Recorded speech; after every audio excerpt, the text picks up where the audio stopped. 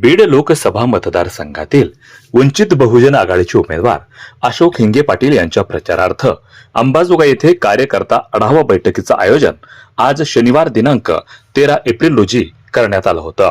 या बैठकीत वंचितचे उमेदवार अशोक हिंगे पाटील यांच्यासह इतर मान्यवर उपस्थित होते।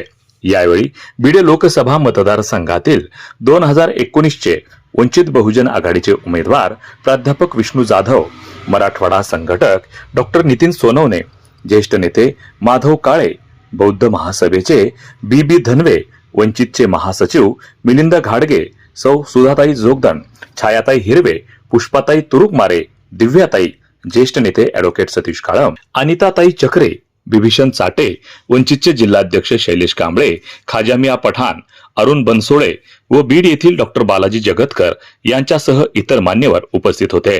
या बैठकीचं सूत्रसंचलन वंचितचे शहराध्यक्ष गोविंद मस्के यांनी केलं।